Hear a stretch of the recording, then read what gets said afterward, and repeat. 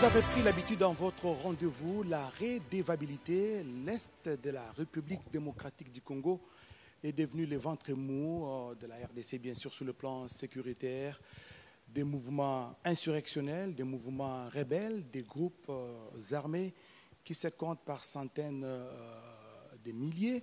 Et aujourd'hui, pour parler de cette question, nous avons invité pour vous le ministre de la Défense nationale, Gilbert Kabanda Kourenga, que j'invite sur ce plateau.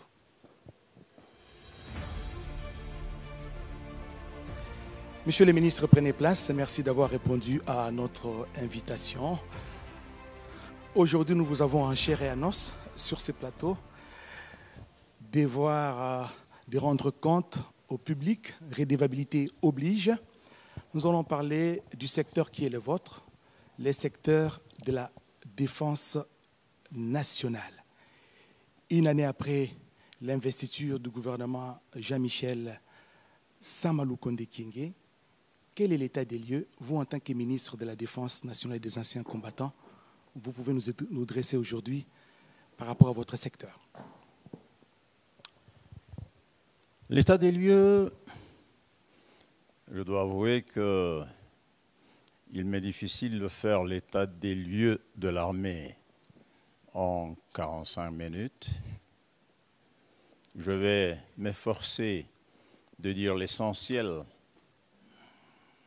de cet état des lieux, l'essentiel de ce qui a été fait, l'essentiel de ce qui est prévu tout au long de ce mandat qui est le mien.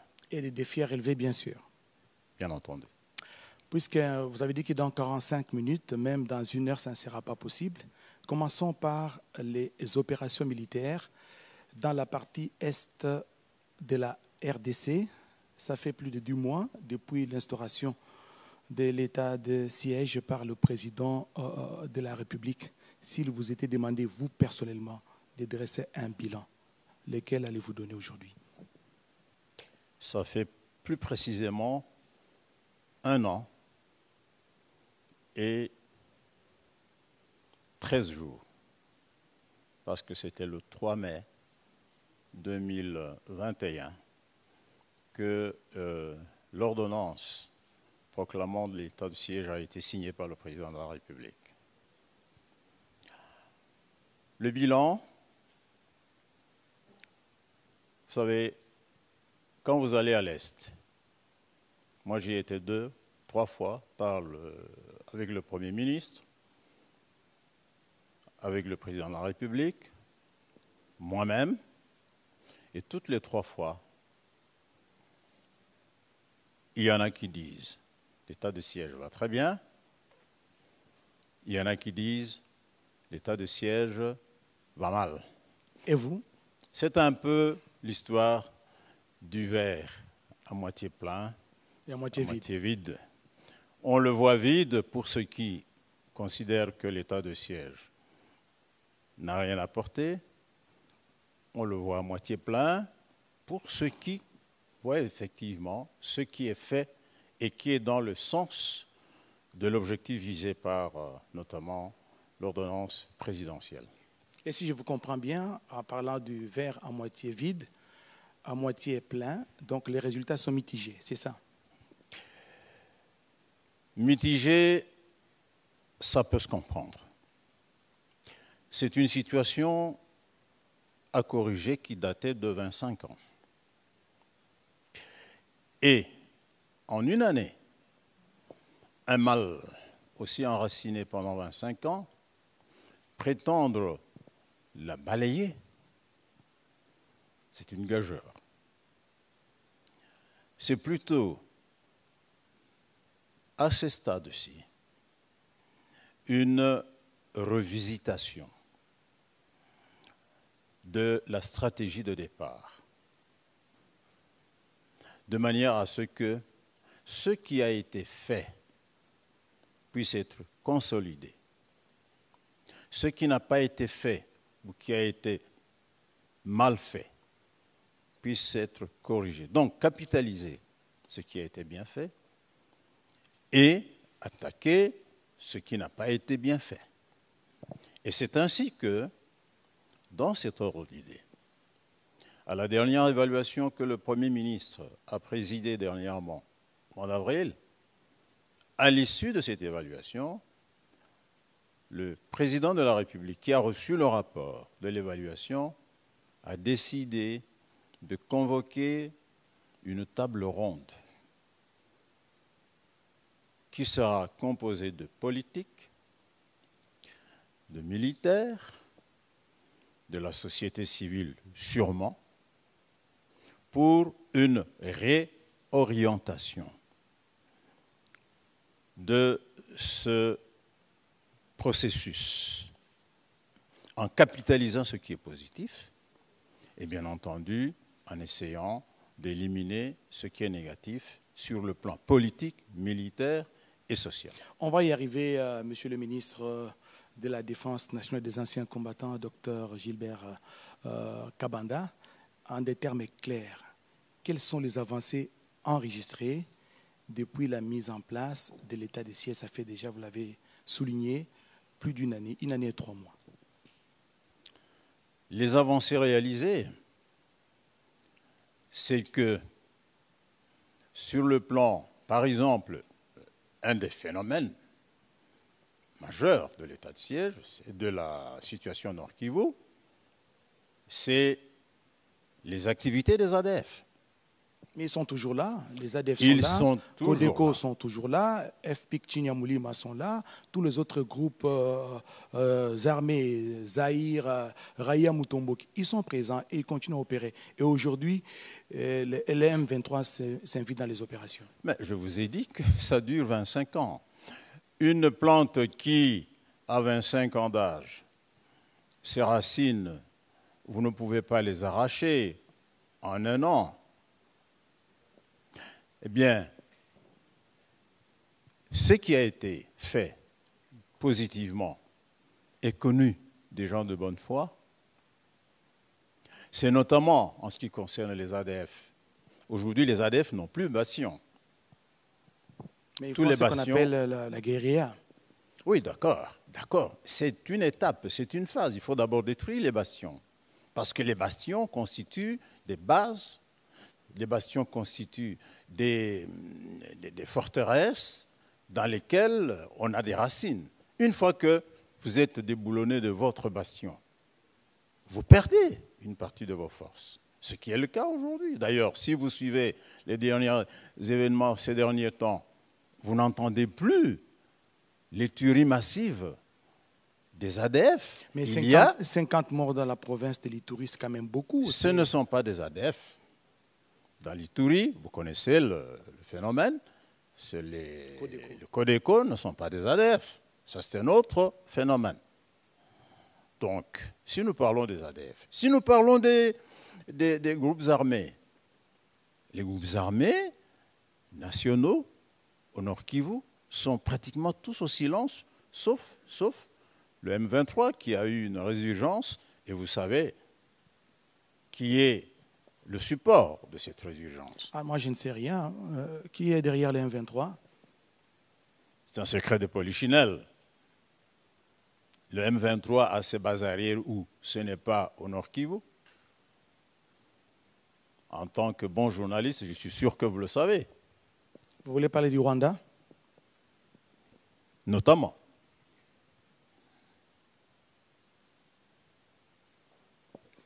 Monsieur le ministre, qu'est-ce qui manque au FARDC pour arriver à bout de ces groupes armés qui se comptent par centaines dans le Nord Kivu?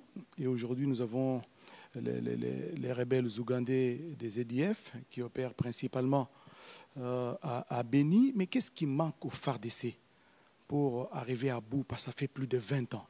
Vous allez me dire que ces groupes armés, vous les avez trouvés, parce que vous l'avez souligné, ça fait plus d'1 dizaine d'années, plus de 2 décennies que ces groupes armés opèrent, mais l'armée loyaliste, l'armée nationale, n'arrive toujours pas à en finir avec ces groupes armés. Qu'est-ce qui manque? Qu'est-ce qu'il faut au FARDC? Une guerre se gagne par 3 forces majeures.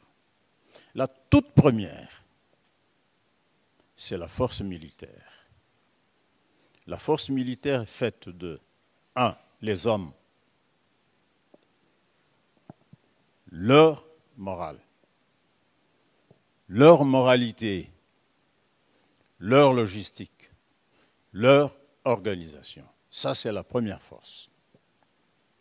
La deuxième force, c'est la force intérieure, l'adhésion massive de la population, la politique intérieure. Et la troisième force, c'est la diplomatie, puisque nous sommes dans une guerre avec des implications diplomatiques importantes.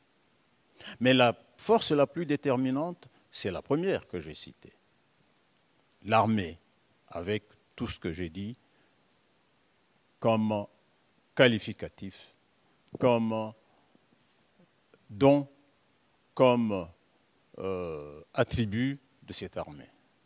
Et qu'est-ce qui manque à cette armée, justement, pour arriver à bout, pour mettre fin à l'insécurité qui a endeuillé, plusieurs familles dans la partie est de la RDC, vous en tant que patron de la défense? Écoutez, j'ai fait un séminaire que j'ai organisé avec l'autorisation du commandant suprême il y a 3-4 jours, qu'il l'a clôturé. Nous avons relevé une insuffisance au sein de notre armée, une insuffisance sur le plan de l'éthique et de la déontologie militaire.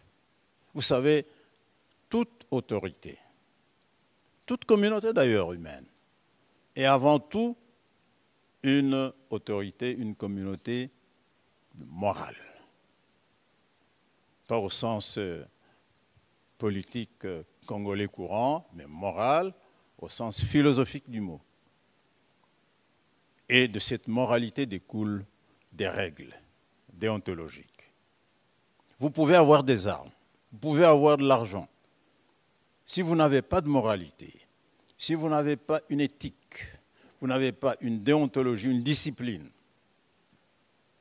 sévère, vos armes, votre argent ne servira absolument à rien. Monsieur le ministre, les choses sont telles qu'elles sont. Vous avez présenté un tableau paix reluisant. Vous avez dit qu'il y a un déficit sur le plan éthique et moral au niveau des FARDC. Et qu'est-ce que vous comptez faire? Ce que nous comptons faire, c'est ce que nous venons de faire, avec, sous la présidence du président de la République. Et le président de la République, qui a reçu le rapport du séminaire, a promis de prendre des mesures qui s'imposent pour que cette valeur première d'une armée soit réinstaurée. Je relativise. L'armée, dans sa majorité, n'est pas dans l'immoralité. Mais vous savez qu'il suffit qu'il y ait un seul chef. Il suffit, vous savez qu'il y a un seul chef ou deux chefs. Comme on dit, il n'y a pas de mauvaises troupes. Il n'y a que de mauvais chefs.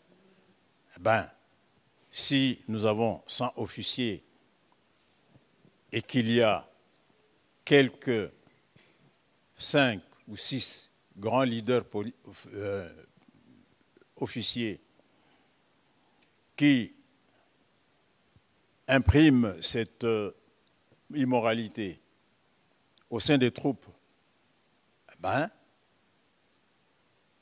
en les mettant de côté, je ne dis pas en les jetant à la mer, je ne dis pas en les tuant. Non. Vous savez, quand quelqu'un, et ici j'ouvre une petite parenthèse, il y a des gens qui sont aux opérations depuis 10 ans.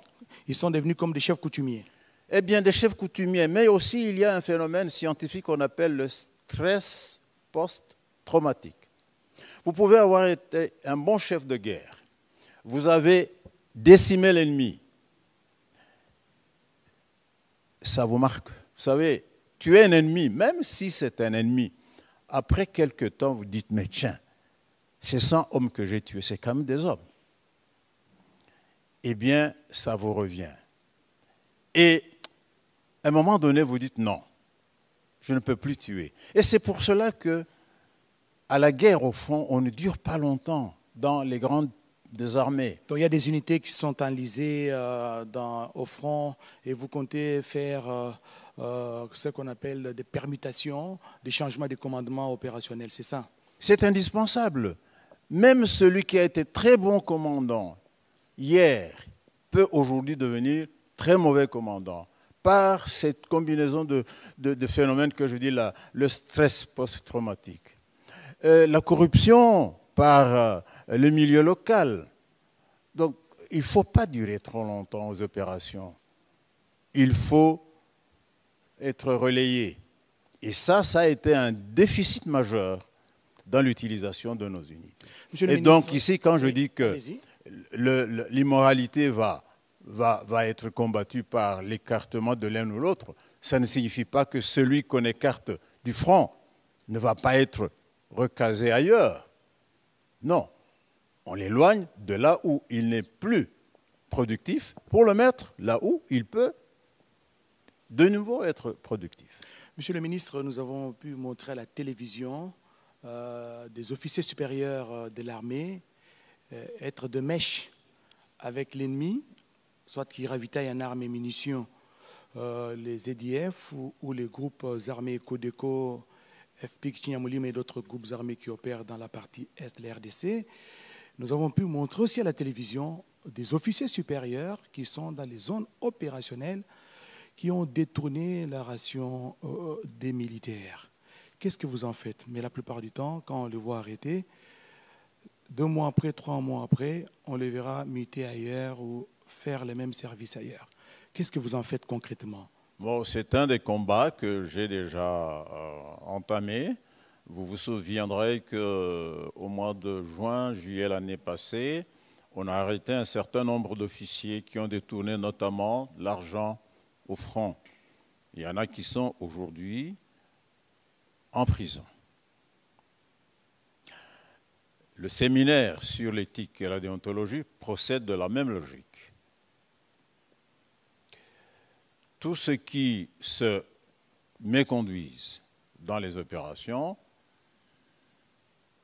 eh bien, ils seront sanctionnés, surtout après le séminaire, et le commandant suprême l'a dit. Et dites-nous comment se porte aujourd'hui la mutualisation de forces entre les FARDC et l'armée ougandaise? Elle se porte bien. Ça veut dire? Elle a contribué énormément, notamment à l'affaiblissement des ADF en disloquant leur bastion. Il nous a aidés à pulvériser leur bastion. Bon, là aussi, il y en a qui disent, mais jusque quand? Nous disons, c'est par étapes, par si vous voulez, révisions tous les 3, 4, 5 mois de cet accord de mutualisation que nous évaluons. Et à un moment donné, il arrivera que nous puissions considérer que l'évaluation avec l'UPDF nous donne le résultat qu'on n'en a plus besoin. Mais je voudrais vous dire une chose. L'UPDF est venu nous aider au moment où nous sommes en difficulté sur le plan des effectifs et sur le plan de la logistique. On peut dire en position de faiblesse. Oui, bien entendu. Lorsque vous demandez une aide, c'est que vous êtes en position de faiblesse. Et alors, si, comme vous avez négocié un accord en position de faiblesse, quels sont les termes clairs de cet accord en termes de contrepartie? Attention, ici, faiblesse, c'est une faiblesse côté de nos opérations militaires. Ce n'est pas faiblesse au sens large du pays. Nous avons une faiblesse momentanée. Si nous n'avions pas de faiblesse, nous n'aurions pas la MONUSCO, nous n'aurions pas l'UPDF. Mais c'est le temps aussi que nous refassions nos forces. Et je vous informe que nous sommes en train de refaire nos forces, parce que je ne vais pas trahir les secrets de la défense.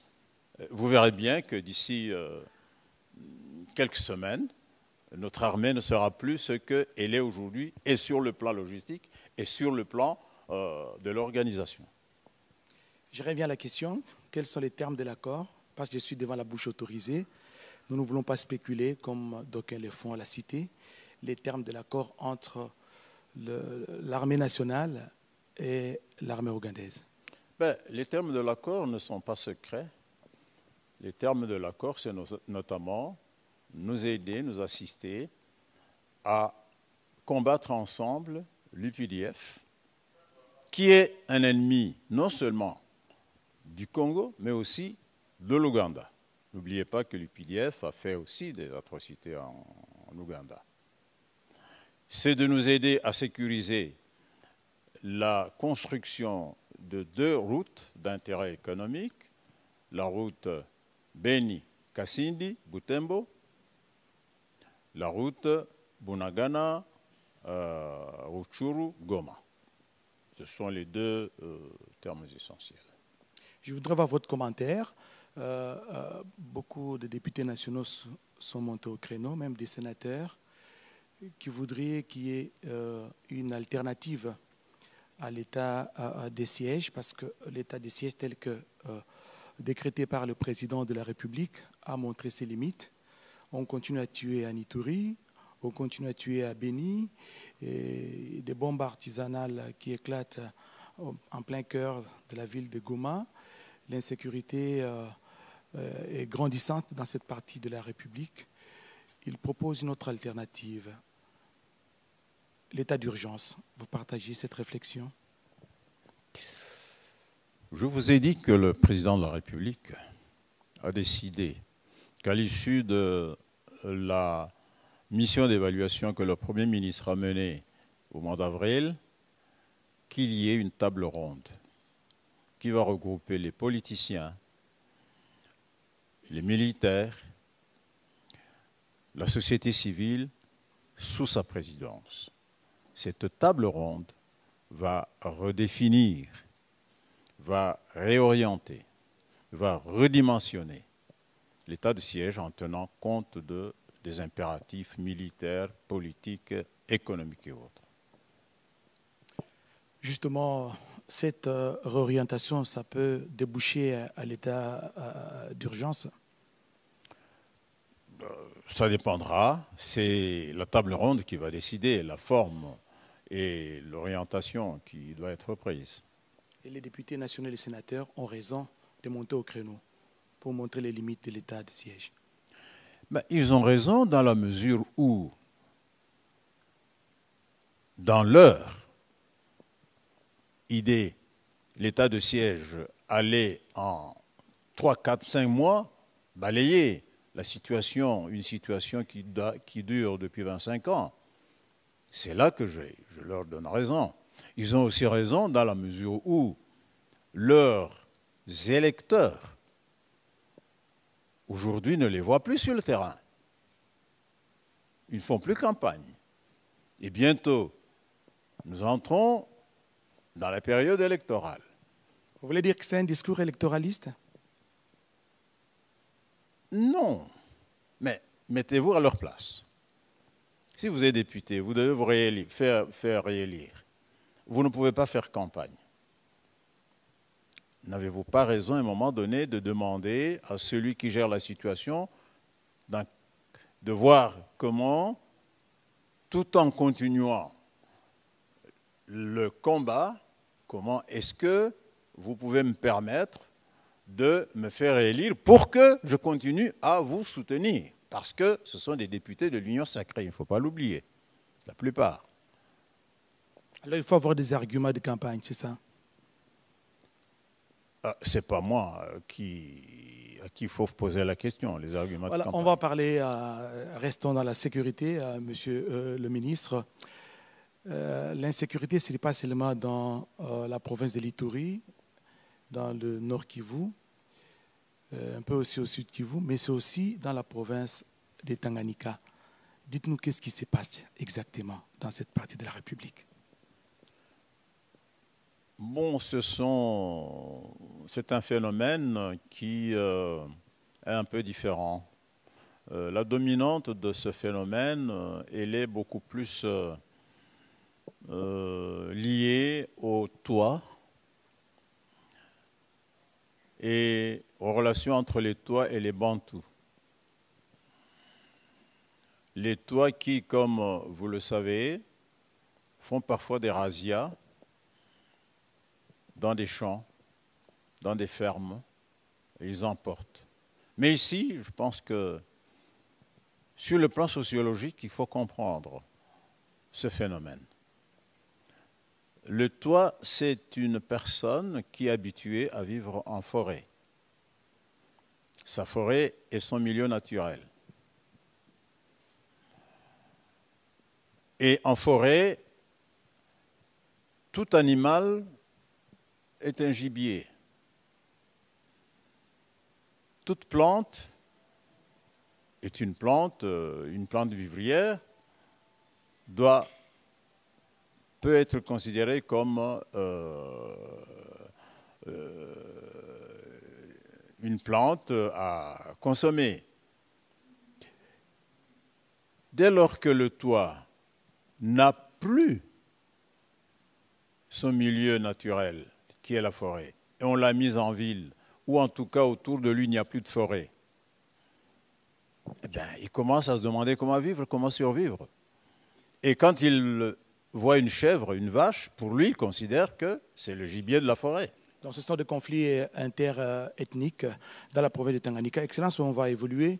Nous allons parler maintenant des réformes au sein des forces armées de la République démocratique du Congo.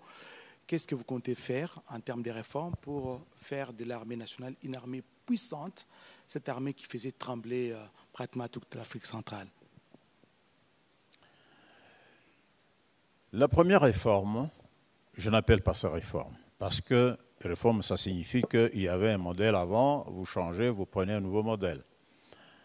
Mais j'ai dit, Conseil des ministres, et j'ai été compris que depuis l'indépendance, nous n'avons pas défini notre politique de défense. Tous les pays du monde ont une politique de défense. Et la politique de défense, ce sont des piliers majeurs, des objectifs majeurs que vous devez atteindre. À l'intérieur du pays, à la frontière du pays, nous avons aujourd'hui 9 voisins. Nous n'avons pas défini comment militairement nous devons nous comporter vis-à-vis de nos 9 voisins. À l'intérieur du pays, nous avons parfois des velléités de sécession, de rébellion. Vous connaissez les phénomènes Kuluna, ainsi de suite. Nous n'avons pas défini comment nous devons gérer ces questions qui sont permanentes parce que depuis 60, nous les avons. Et c'est ce qui a été fait, donc c'est une grande innovation depuis votre avènement. Ce n'est pas encore fait. La politique de défense qui m'a été autorisée d'élaborer par le Conseil des ministres va être présentée au Conseil des ministres dans les toutes prochaines semaines. J'ai déjà pratiquement réuni les idées des grands officiers, des opérateurs militaires majeurs. Je suis en train de finaliser ça à mon niveau et au niveau du chef d'état-major général et bientôt je vais présenter ça. C'est dans cette politique-là que nous allons définir les orientations majeures de notre politique sur base desquelles nous allons réorganiser. Alors, je rejoins votre mot, nous allons réformer l'organisation de notre armée. Et justement, quels sont les axes majeurs de cette réforme, bien sûr en attendant cette politique nationale de défense? Il y a des choses qui sont classiques. La dissuasion. Il faut que nos 9 voisins nous craignent, qui ne pensent pas qu'ils peuvent venir se promener chez nous quand ils veulent. Et ça va se faire comment? Ce qui n'est pas le cas. Comment ça se fait ailleurs? Ailleurs, je vais donner l'exemple du temps de la Première République. Nous avions une aviation qui régulièrement survolait nos frontières avec des mirages. Donc vous comptez renouveler la flotte de l'armée, c'est ça? Il faut absolument. Un Congo sans une armée congolaise sans avions de chasse, ça ne vaut pas grand-chose. Autre réforme majeure? Nous devons avoir une politique de défense d'autonomie logistique. Alexandre le Grand, César, Napoléon, ces gens-là n'allaient pas acheter leurs flèches, leurs lances quelque part. Ils les fabriquaient. Nous, aujourd'hui, nous importons tout, même la petite cartouche. Donc ça rejoint l'idée de mettre sur pied l'industrie militaire, c'est ça? Absolument, absolument. Nous devons avoir une industrie militaire qui nous assure notre autonomie de défense. Bien entendu, ce ne sera jamais à 100%, mais un bon pourcentage, de manière à ce que l'essentiel de notre logistique militaire soit produite à l'intérieur. Si je comprends bien, et nous en sommes capables. Les uniformes des FARDC, les bottes et leurs accessoires doivent être l'émanation des Congolais. Tout cela, ce n'est pas très compliqué. J'ai déjà démarré ça il y a un mois à peu près, à la base de logistique, où je n'ai fait que rétablir, remettre en fonctionnement un atelier qui, en fait, était là depuis 20 ans. Ben, je l'ai remis en état. Je vais le moderniser parce qu'il y a des machines qui sont quelque peu dépassées. Je vais augmenter la capacité de production des tenues.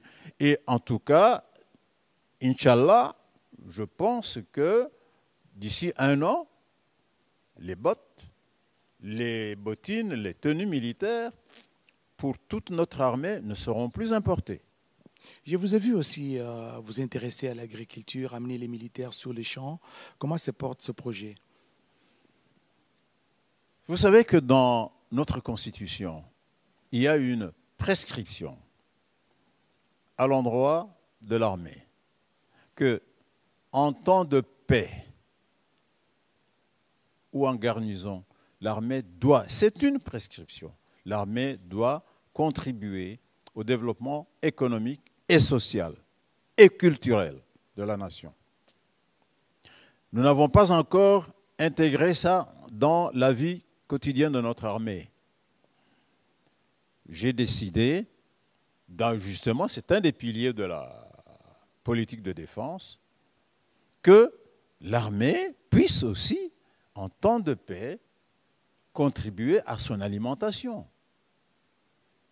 Nous avons des étendues de terre qui peuvent nous servir de ferme pour alimenter les cantines militaires. Et nous avons le service national aujourd'hui qui vient en appui justement dans la vente à un prix défiant toute concurrence, à un prix à la portée de toutes les bourses, d'un sac de farine de maïs qui se négocie aujourd'hui à moins des $ américains. Oui, le service national a été conçu dans un objectif. Nous pensons que dans le cadre de la politique de défense, le service national aura probablement un rôle majeur à jouer de leader dans ce que nous allons définir comme politique de défense, parce que le service national devra être intégré dans la nouvelle politique de défense. Mais je ne peux pas encore vous dire quel sera son positionnement à ce stade-ci. Ça, c'est la stratégie, hein, c'est encore dans les secrets, avant que le commandant suprême puisse donner lui-même des orientations claires et précises. Monsieur le ministre, je m'en voudrais si je ne vous pose pas cette question. Est-ce que vous avez une idée exacte des effectifs des éléments de l'armée? Bien, vous posez là une question d'actualité.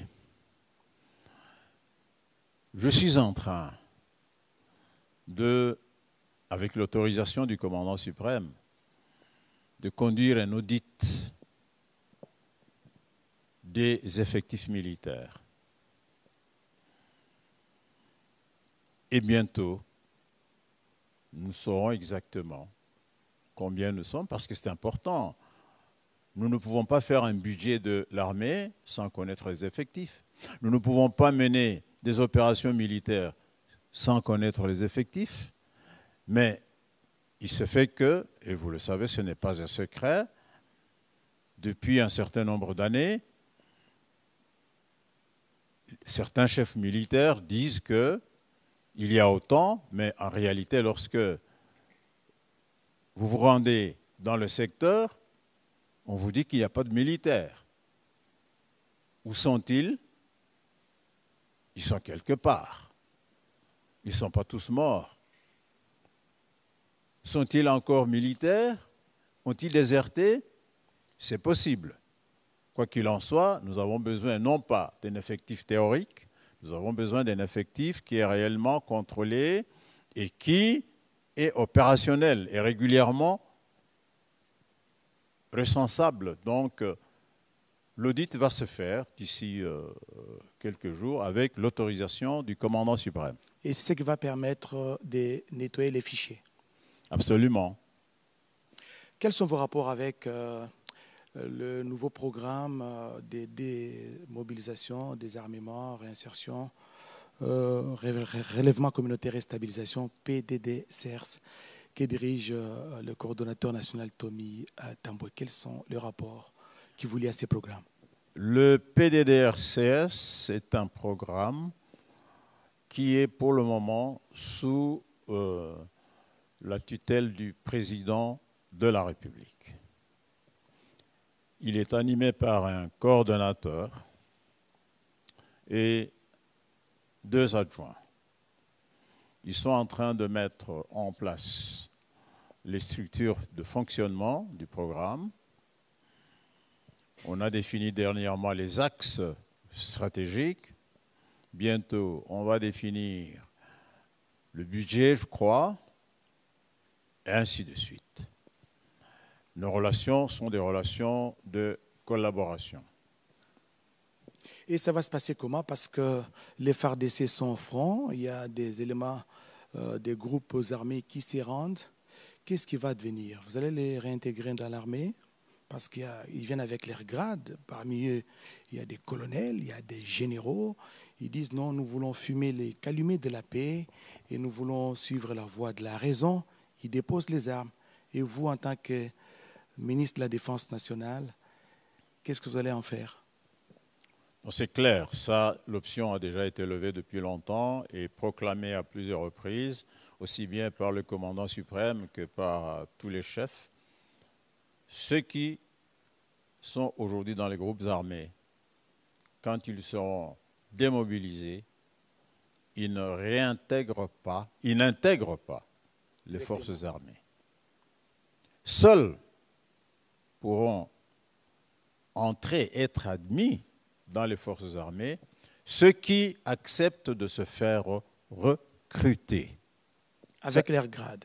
Ça signifie que si vous étiez capitaine ou général dans les groupes armés et que vous avez un âge pouvant vous permettre d'aller à l'académie militaire, vous avez en dessous de 30 ans, vous avez le niveau intellectuel qu'il faut, eh bien on va vous demander, vous dire, vous êtes un citoyen congolais.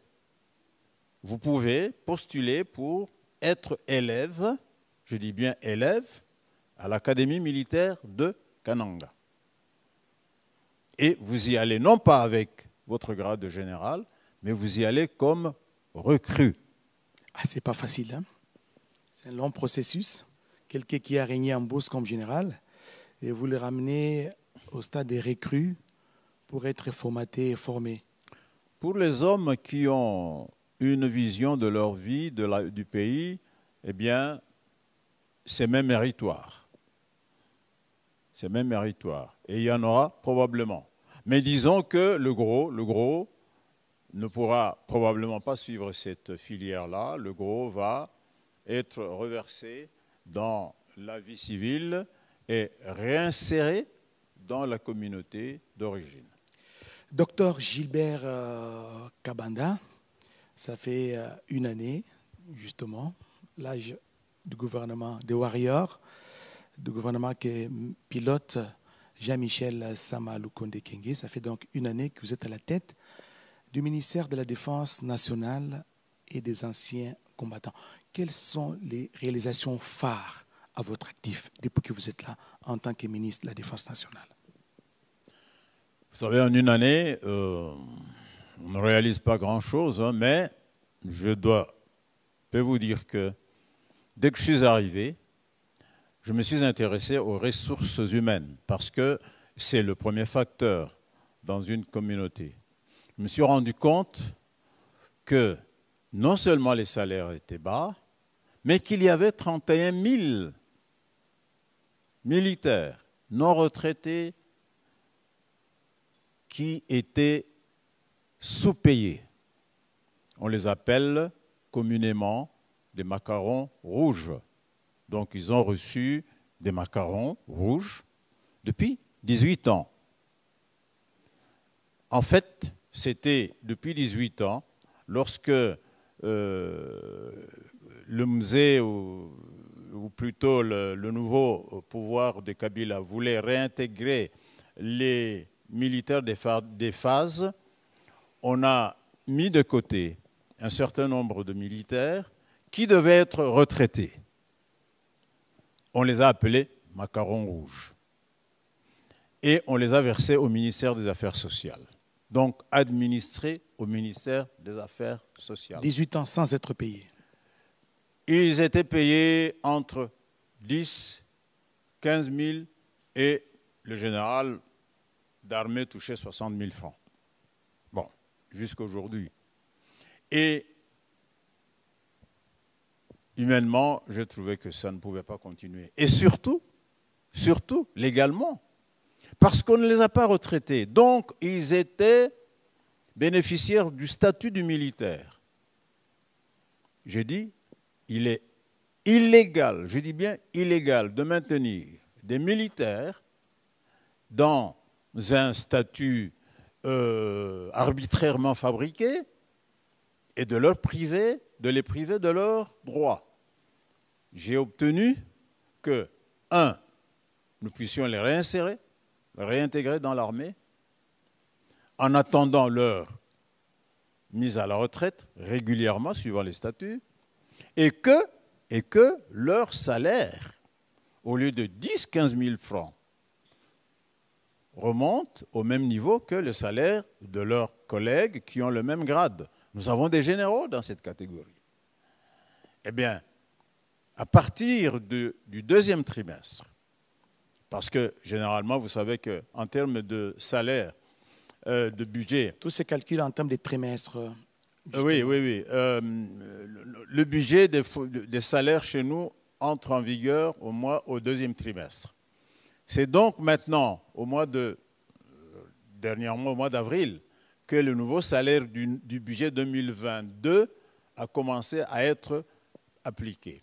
Et leur nouveau salaire, donc de 15 000 francs, ils vont passer au salaire normal. Si vous étiez colonel, vous touchez le salaire. Là, vous parlez des retraités. Bon, il y a, je dois le dire, et je dis ici à leur intention, parce que je suis sûr qu'ils sont en train de me suivre, il y a eu des problèmes purement simplement de mécanique, de gestion, qui ont fait que techniquement, on n'a pas pu les payer le 20 avril passé, mais on est en train de faire en sorte qu'à partir de la fin de cette semaine ou la semaine prochaine, ils puissent être payés à leur salaire de leur grade. Et ça va se faire en 2 temps. La première tranche d'augmentation se fera au deuxième trimestre. La deuxième tranche d'augmentation se fera au 3e trimestre et à ce moment-là, ils vont rejoindre. C'est une grande réalisation, Monsieur le ministre. Peut-être la deuxième, mais la dernière. Je sais que vous avez fait quand même grand-chose au ministère de la Défense. Dans mes recherches, quand j'ai préparé cette émission, vous avez fait 5 grandes réalisations dans les ministères que vous dirigez. Parlez-moi de cette deuxième réalisation phare qui vous avez menée. Et quand on parle de ça, vous-même vous estimez heureux. Bon, écoutez, sur le plan toujours social, il y a le chantier Poulmalebo, qui était aux arrêts, arrêté depuis 6 ans. Pour le logement des militaires. Pour le logement des officiers généraux et supérieurs, et colonels, quelques colonels. J'ai milité pour qu'on puisse le reprendre. Parce que vous savez très bien, un général va à la retraite sans maison, c'est un drame. Bien, Dieu merci, le chantier vient de reprendre depuis à peu près 1 mois. Et dans un mois et demi, et plus précisément le 30 juin, les généraux vont recevoir leurs premières 30 villas. Vous avez dit ça sera quand? Pour lesquelles, au mois de juin? Le 30 juin prochain, eh ben, ces 30 villas vont être remises aux généraux. Bien entendu, ce ne sont pas des cadeaux, c'était des contributions, c'était des souscriptions qui étaient faites depuis 6 ans. Et les 190 autres, les 160 autres villas, progressivement, seront mises. Ça, c'est une grande réalisation à mettre à l'actif du docteur Gilbert Kabanda Kourenga. Je sais que vous parlez couramment les Lingala, vous parlez couramment les Kiswahili parce que vous êtes un vieux routier. Vous avez beaucoup travaillé dans la défense, dans la sécurité. Vous connaissez bien les rouages. Il y a des militaires qui sont au front pendant que nous réalisons cette émission, qui sont sur la ligne de front. Dans les Rutshuru, ils sont à Beni, ils sont à Boga, ils sont dans l'Ituri, dans plusieurs parties de la République qui sont secouées par des groupes armés. Est-ce que vous avez un message clair à leur passer à Lingala? Bon, na Lingala, basoda oyo baza na Bitumba, na Ituri, na Goma, na Beni.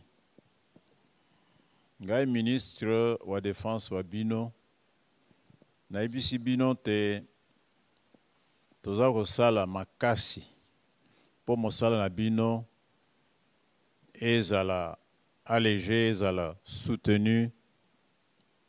Yango tosali d'abord effort pour salaire ebakisama. Ebakisami ndambo sanza ya avril, c'est-à-dire deuxième trimestre, Yambula, ndambo mususu ekoya na sanza ya juillet, donc deuxième trimestre. Wana ezali programme ya gouvernement. Baoyo bazalaki na bozangi ya prime de combat. Nandimite bazalaki plus ou moins 5-6 000. Natindaki mission délégation kenaye Hufuta. Bazalaki na 4 mois ya retard, ya prime de combat et futamaki. Mwandambo ba futamaki te toza kotala ndenge bakoki kotindela bango mbongo parce que ezalaki mikakatone ya baliste baliste mususu ezalaki ya malonga te. Eloko mususu lokola surtout baoyo baza na Ituri bazali na appui médical ya malonga te. Ba oyo basoda ya kala bayebaki ngai ntango nazalaki nano commandant ya corps de santé na kelaki unité oyo babengaka unité médicale d'intervention rapide, UMIR. Nauti kobongisa compagnie mobimba ya UMIR ezokenda Ituri. Nga moko na koya koinstaller yango dans 10-15 jours. Ezali na makoki nyonso ya ko appuyer bataillon, brigade, nyonso ezosala na Ituri, jusque na opération chirurgicale au front.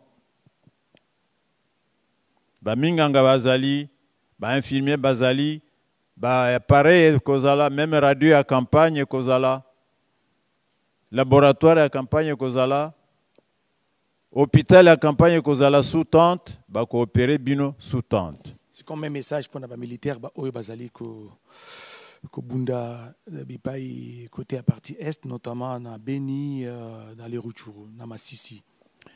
Oya Rutshuru na Masisi bakolanda. Na kolandisa bango oyo ya bango UMIR parce que nazo meka ko bongisa yango petit à petit suivant makoki ya mbongo ndenge kozwama. Na bakisi UMIR wana boyebi ezali unité esalisaka kaka ba militaire te. et ça, il se rappelle civil.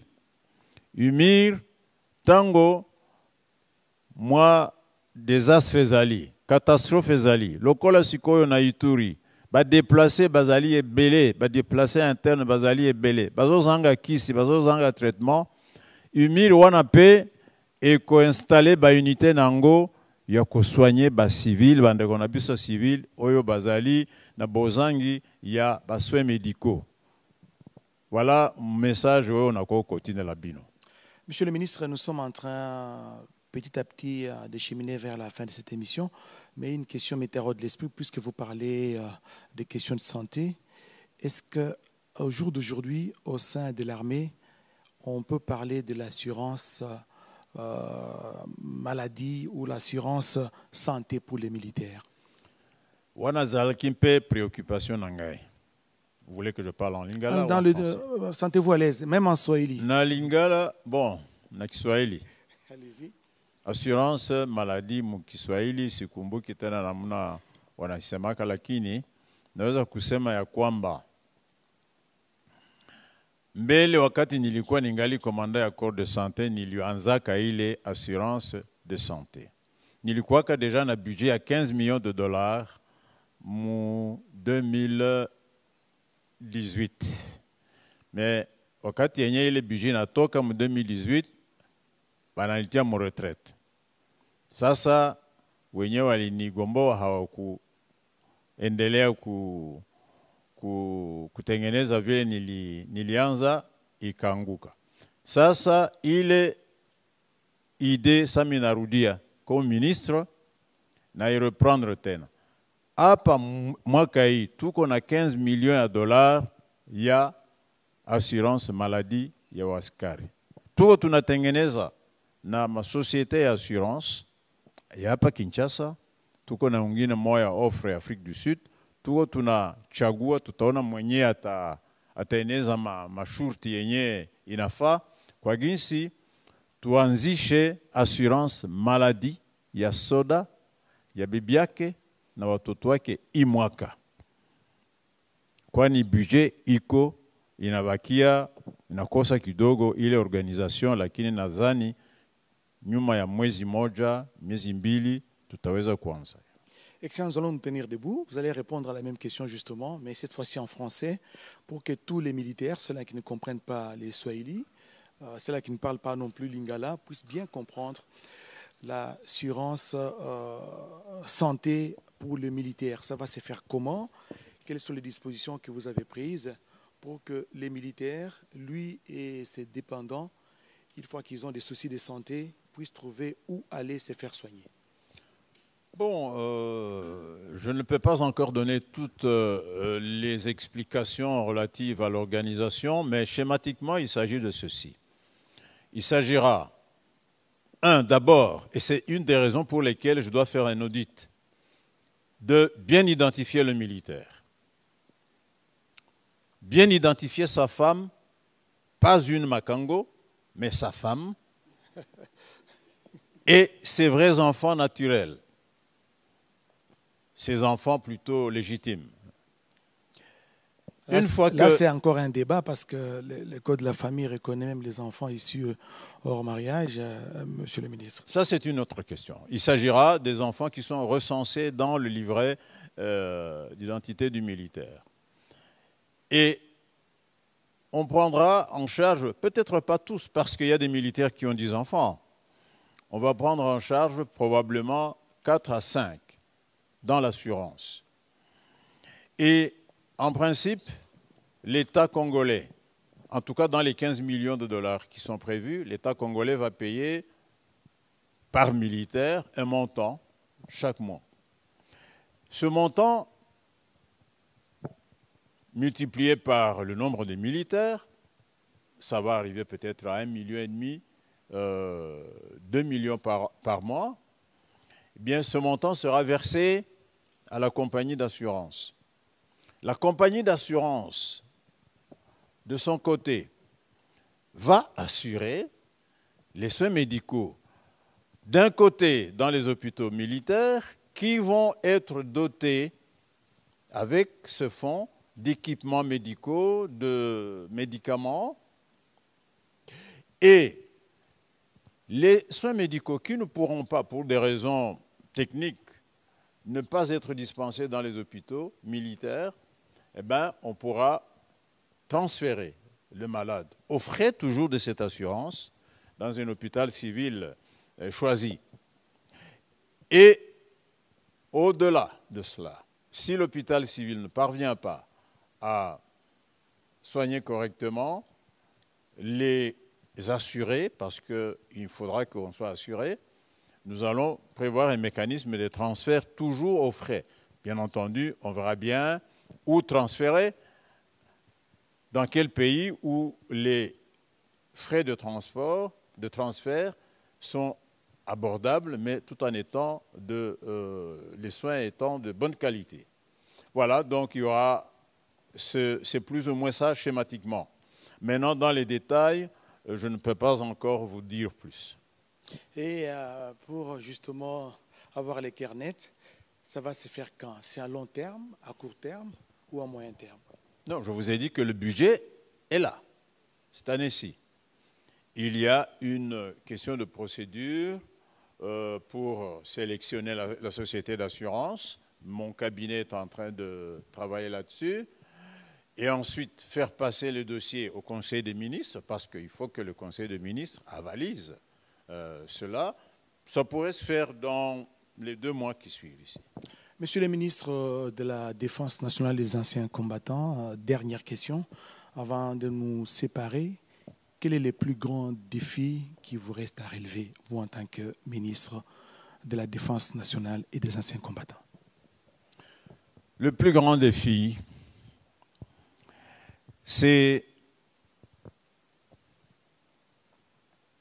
le thème de notre mémoire, de notre séminaire d'il y a 4 jours que le président a clôturé, a ouvert et clôturé. Le plus grand défi de notre armée, c'est l'homme. C'est d'ailleurs le plus grand défi de la République. C'est l'homme. Nous devons absolument changer l'homme congolais. Parce que si l'homme congolais change, si l'officier congolais change, si le soldat congolais change sur le plan de l'éthique et de la déontologie, le Congo a tout. Le Congo a tout pour étonner et pour dominer, je ne dirais pas le monde, mais en tout cas une bonne partie de l'Afrique dans les 10 années qui viennent. Donc le plus grand défi pour moi et pour nous tous, c'est l'homme congolais.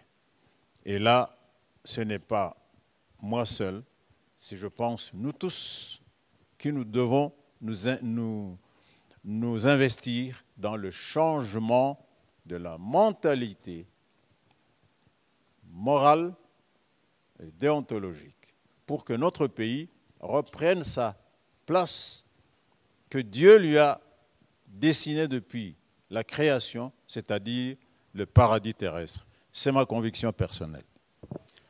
Il faut l'homme. L'homme doit être au centre de préoccupation. L'homme doit changer. Le militaire, n'est-ce pas, dans lequel le président de la République, la nation, a beaucoup investi. Il doit donner les meilleurs de lui-même, et cela au travers du changement. Monsieur le ministre Gilbert Kabanda Kourenga, il ne me reste qu'à vous dire sincèrement merci d'avoir consacré une partie de votre temps dans ces magazines, la redevabilité. Merci, cher ami journaliste. Merci surtout à vous tous qui nous avez suivis et bonne suite de programme sur votre télévision. Au plaisir de nous retrouver au prochain numéro. Redevabilité, le rendez-vous de la vérité des faits.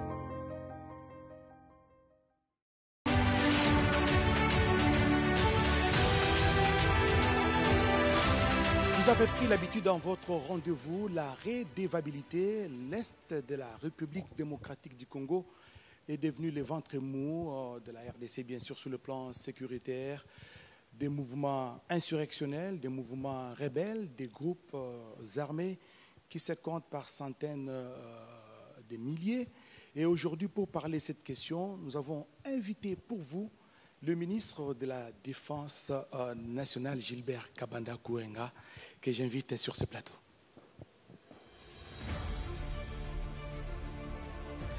Monsieur le ministre, prenez place. Merci d'avoir répondu à notre invitation. Aujourd'hui, nous vous avons en chair et en os sur ce plateau, de rendre compte au public, redevabilité oblige. Nous allons parler du secteur qui est le vôtre, le secteur de la défense nationale.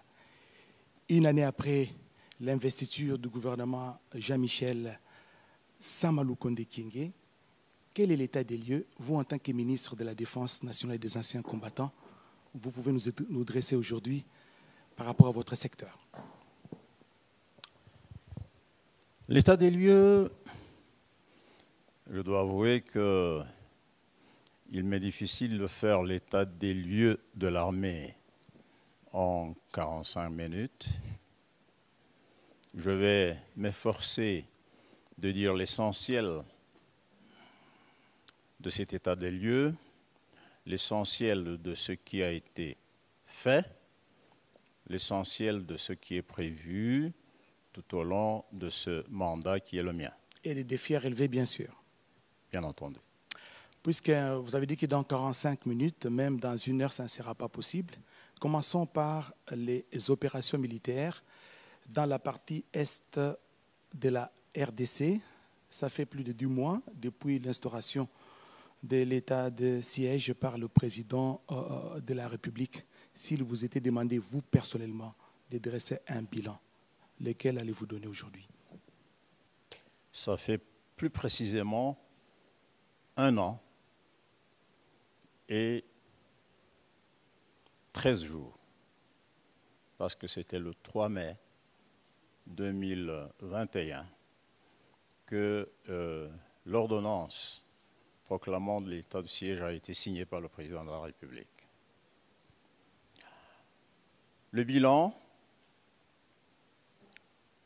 vous savez, quand vous allez à l'Est, moi j'y ai été 2, 3 fois avec le Premier ministre, avec le président de la République, moi-même, et toutes les 3 fois, il y en a qui disent l'état de siège va très bien, il y en a qui disent l'état de siège va mal. Et vous? C'est un peu l'histoire du verre à moitié plein et à moitié vide. On le voit vide pour ceux qui considèrent que l'état de siège n'a rien apporté. On le voit à moitié plein pour ceux qui voient effectivement ce qui est fait et qui est dans le sens de l'objectif visé par notamment l'ordonnance présidentielle. Et si je vous comprends bien, en parlant du verre à moitié vide, à moitié plein, donc les résultats sont mitigés, c'est ça? Mitigé, ça peut se comprendre. C'est une situation à corriger qui datait de 25 ans.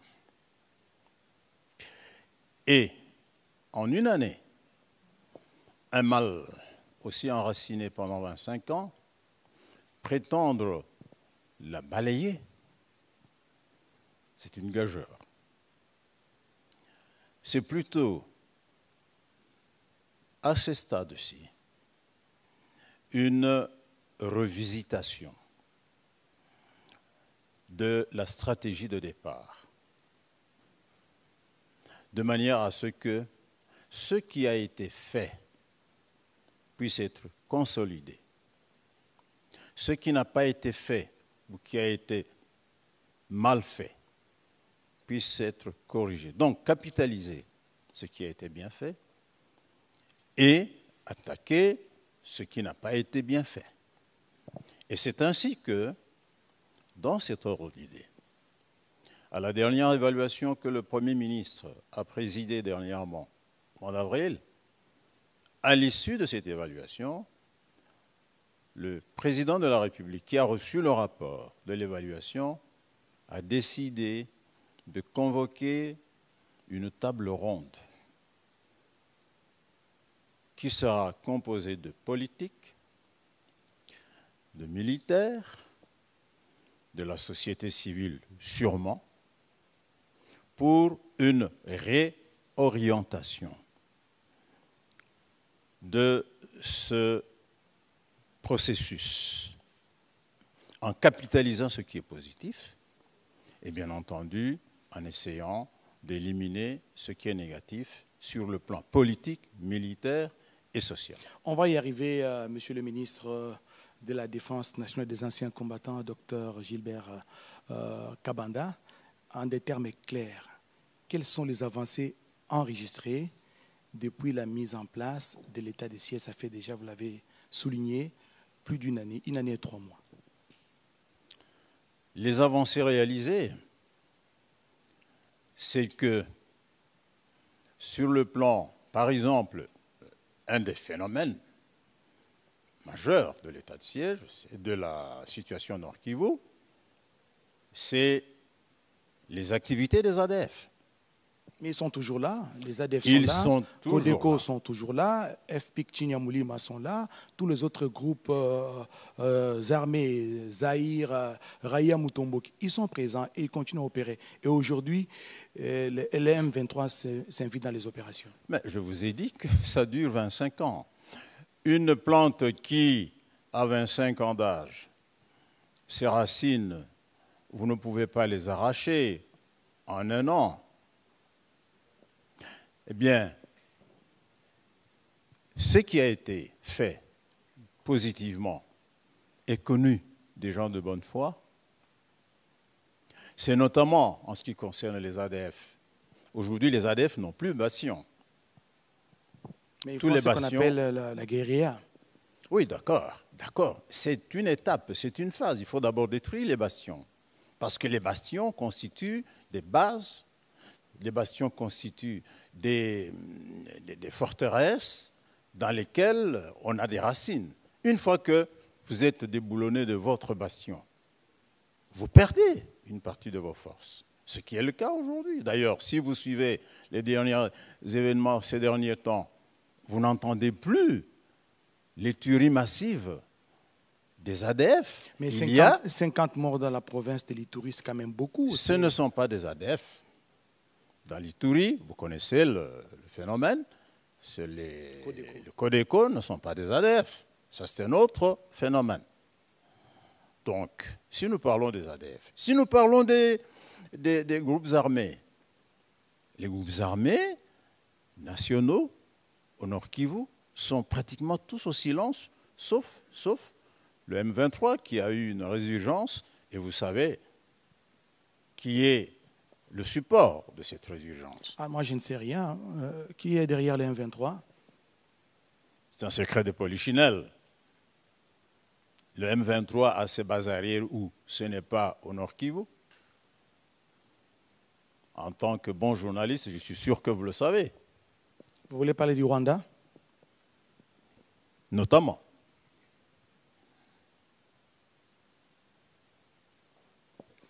Monsieur le ministre, qu'est-ce qui manque au FARDC pour arriver à bout de ces groupes armés qui se comptent par centaines dans le Nord Kivu? Et aujourd'hui, nous avons les rebelles ougandais des EDF qui opèrent principalement à Beni. Mais qu'est-ce qui manque au FARDC pour arriver à bout? Parce que ça fait plus de 20 ans. Vous allez me dire que ces groupes armés, vous les avez trouvés, parce que vous l'avez souligné, ça fait plus d'une dizaine d'années, plus de 2 décennies que ces groupes armés opèrent, mais l'armée loyaliste, l'armée nationale, n'arrive toujours pas à en finir avec ces groupes armés. Qu'est-ce qui manque? Qu'est-ce qu'il faut au FARDC? Une guerre se gagne par 3 forces majeures. La toute première, c'est la force militaire. La force militaire est faite de 1. Les hommes, leur morale, leur moralité, leur logistique, leur organisation. Ça, c'est la première force. La deuxième force, c'est la force intérieure, l'adhésion massive de la population. la politique intérieure. Et la troisième force, c'est la diplomatie, puisque nous sommes dans une guerre avec des implications diplomatiques importantes. Mais la force la plus déterminante, c'est la première que j'ai citée. L'armée, avec tout ce que j'ai dit comme qualificatif, comme don, comme attribut de cette armée. Et qu'est-ce qui manque à cette armée, justement, pour arriver à bout, pour mettre fin à l'insécurité qui a endeuillé, plusieurs familles dans la partie est de la RDC, vous en tant que patron de la défense? Écoutez, j'ai fait un séminaire que j'ai organisé avec l'autorisation du commandant suprême il y a 3-4 jours, qu'il l'a clôturé. Nous avons relevé une insuffisance au sein de notre armée, une insuffisance sur le plan de l'éthique et de la déontologie militaire. Vous savez, toute autorité, toute communauté d'ailleurs humaine, est avant tout une autorité, une communauté morale. Pas au sens politique congolais courant, mais morale au sens philosophique du mot. Et de cette moralité découlent des règles déontologiques. Vous pouvez avoir des armes, vous pouvez avoir de l'argent. Si vous n'avez pas de moralité, si vous n'avez pas une éthique, vous n'avez pas une déontologie, une discipline sévère, vos armes, votre argent ne servira absolument à rien. Monsieur le ministre, les choses sont telles qu'elles sont. Vous avez présenté un tableau paix reluisant. Vous avez dit qu'il y a un déficit sur le plan éthique et moral au niveau des FARDC. Et qu'est-ce que vous comptez faire? Ce que nous comptons faire, c'est ce que nous venons de faire, avec, sous la présidence du président de la République. Et le président de la République, qui a reçu le rapport du séminaire, a promis de prendre des mesures qui s'imposent pour que cette valeur première d'une armée soit réinstaurée. Je relativise. L'armée, dans sa majorité, n'est pas dans l'immoralité. Mais vous savez qu'il suffit qu'il y ait un seul chef. Vous savez qu'il y a un seul chef ou deux chefs. Comme on dit, il n'y a pas de mauvaises troupes. Il n'y a que de mauvais chefs. Si nous avons 100 officiers et qu'il y a quelques 5 ou 6 grands leaders officiers qui impriment cette immoralité au sein des troupes, en les mettant de côté, je ne dis pas en les jetant à la mer, je ne dis pas en les tuant. Non. Vous savez, quand quelqu'un, et ici j'ouvre une petite parenthèse, il y a des gens qui sont aux opérations depuis 10 ans. Ils sont devenus comme des chefs coutumiers. Eh bien, des chefs coutumiers, mais aussi il y a un phénomène scientifique qu'on appelle le stress post-traumatique. Vous pouvez avoir été un bon chef de guerre. Vous avez décimé l'ennemi. Ça vous marque. Vous savez, tuer un ennemi, même si c'est un ennemi, après quelque temps, vous dites, mais tiens, ces 100 hommes que j'ai tués, c'est quand même des hommes. Eh bien, ça vous revient. Et à un moment donné, vous dites, non, je ne peux plus tuer. Et c'est pour cela que, à la guerre, au fond, on ne dure pas longtemps dans les grandes armées. Donc il y a des unités qui sont enlisées au front et vous comptez faire ce qu'on appelle des permutations, des changements de commandement opérationnel, c'est ça? C'est indispensable.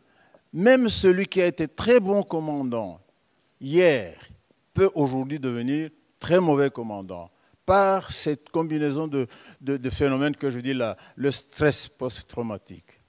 La corruption par le milieu local. Donc, il ne faut pas durer trop longtemps aux opérations. Il faut être relayé. Et ça a été un déficit majeur dans l'utilisation de nos unités. Et donc ici, quand je dis que l'immoralité va être combattue par l'écartement de l'un ou l'autre, ça ne signifie pas que celui qu'on écarte du front ne va pas être recasé ailleurs. Non, on l'éloigne de là où il n'est plus productif pour le mettre là où il peut de nouveau être productif. Monsieur le ministre, nous avons pu montrer à la télévision des officiers supérieurs de l'armée être de mèche avec l'ennemi, soit qui ravitaillent en armes et munitions les EDF ou les groupes armés Codeco, FPIC, Chinyamoulim et d'autres groupes armés qui opèrent dans la partie est de la RDC. Nous avons pu montrer aussi à la télévision des officiers supérieurs qui sont dans les zones opérationnelles qui ont détourné la ration des militaires. Qu'est-ce que vous en faites? Mais la plupart du temps, quand on les voit arrêter, 2 mois après, 3 mois après, on les verra muter ailleurs ou faire les mêmes services ailleurs. Qu'est-ce que vous en faites concrètement? Bon, c'est un des combats que j'ai déjà entamé. Vous vous souviendrez qu'au mois de juin, juillet l'année passée, on a arrêté un certain nombre d'officiers qui ont détourné notamment l'argent au front. Il y en a qui sont aujourd'hui en prison. Le séminaire sur l'éthique et la déontologie procède de la même logique. Tous ceux qui se méconduisent dans les opérations,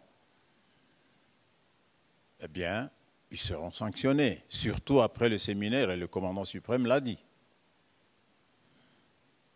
Et dites-nous comment se porte aujourd'hui la mutualisation des forces entre les FARDC et l'armée ougandaise? Elle se porte bien. Ça veut dire? Elle a contribué énormément, notamment à l'affaiblissement des ADF en disloquant leur bastion. Il nous a aidés à pulvériser leur bastion. Bon, là aussi, il y en a qui disent, mais jusque quand?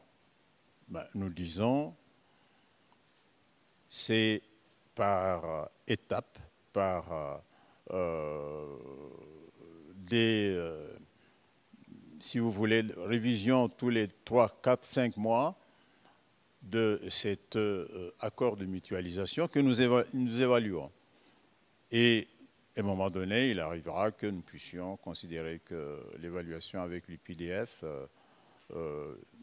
nous donne le résultat qu'on n'en a plus besoin. Mais je voudrais vous dire une chose, l'UPDF est venu nous aider au moment où nous sommes en difficulté sur le plan des effectifs et sur le plan de la logistique. On peut dire en position de faiblesse. Oui, bien entendu. Lorsque vous demandez une aide, c'est que vous êtes en position de faiblesse. Et alors, si, comme vous avez négocié un accord en position de faiblesse, quels sont les termes clairs de cet accord en termes de contrepartie? Attention, ici, faiblesse, c'est une faiblesse côté de nos opérations militaires. Ce n'est pas faiblesse au sens large du pays. Nous avons une faiblesse momentanée. Si nous n'avions pas de faiblesse, nous n'aurions pas la MONUSCO, nous n'aurions pas l'UPDF. Mais c'est le temps aussi que nous refassions nos forces. Et je vous informe que nous sommes en train de refaire nos forces parce que je ne vais pas trahir les secrets de la défense. Vous verrez bien que d'ici quelques semaines, notre armée ne sera plus ce qu'elle est aujourd'hui, et sur le plan logistique, et sur le plan de l'organisation. Je reviens à la question. Quels sont les termes de l'accord? Parce que je suis devant la bouche autorisée. Nous ne voulons pas spéculer, comme d'aucuns le font à la cité, les termes de l'accord entre l'armée nationale et l'armée ougandaise. Les termes de l'accord ne sont pas secrets. Les termes de l'accord, c'est notamment nous aider, nous assister à combattre ensemble l'UPDF, qui est un ennemi non seulement du Congo, mais aussi de l'Ouganda.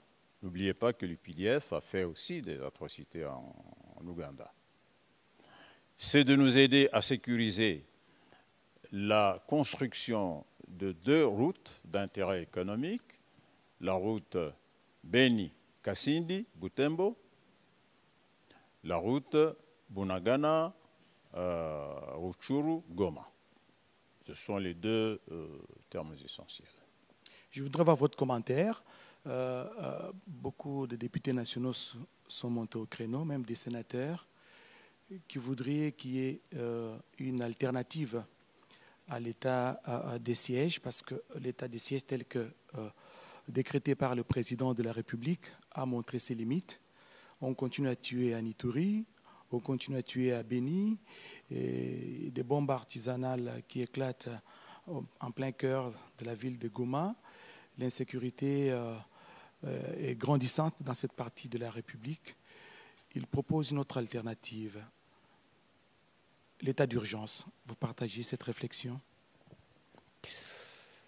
Je vous ai dit que le président de la République a décidé qu'à l'issue de la mission d'évaluation que le Premier ministre a menée au mois d'avril, qu'il y ait une table ronde qui va regrouper les politiciens, les militaires, la société civile sous sa présidence. Cette table ronde va redéfinir, va réorienter, va redimensionner l'état de siège en tenant compte des impératifs militaires, politiques, économiques et autres. Justement, cette réorientation, ça peut déboucher à l'état d'urgence? Ça dépendra. C'est la table ronde qui va décider la forme et l'orientation qui doit être prise. Et les députés nationaux et les sénateurs ont raison de monter au créneau pour montrer les limites de l'état de siège. Ben, ils ont raison dans la mesure où, dans leur idée, l'état de siège allait en 3, 4, 5 mois balayer la situation, une situation qui dure depuis 25 ans. C'est là que je leur donne raison. Ils ont aussi raison dans la mesure où leurs électeurs, aujourd'hui, ne les voient plus sur le terrain. Ils ne font plus campagne. Et bientôt, nous entrons dans la période électorale. Vous voulez dire que c'est un discours électoraliste? Non, mais mettez-vous à leur place. Si vous êtes député, vous devez vous faire réélire. Vous ne pouvez pas faire campagne. N'avez-vous pas raison à un moment donné de demander à celui qui gère la situation de voir comment, tout en continuant le combat, comment est-ce que vous pouvez me permettre de me faire élire pour que je continue à vous soutenir. Parce que ce sont des députés de l'Union sacrée, il ne faut pas l'oublier, la plupart. Alors il faut avoir des arguments de campagne, c'est ça? Ce n'est pas moi à qui il faut poser la question, les arguments de campagne. On va parler, restons dans la sécurité, monsieur le ministre. L'insécurité, ce n'est pas seulement dans la province de l'Ituri, dans le nord Kivu, un peu aussi au sud Kivu, mais c'est aussi dans la province de Tanganyika. Dites-nous qu'est-ce qui se passe exactement dans cette partie de la République. Bon, c'est un phénomène qui est un peu différent. La dominante de ce phénomène, elle est beaucoup plus liée au toit et aux relations entre les Tois et les Bantous. Les Tois qui, comme vous le savez, font parfois des razzias dans des champs, dans des fermes, et ils emportent.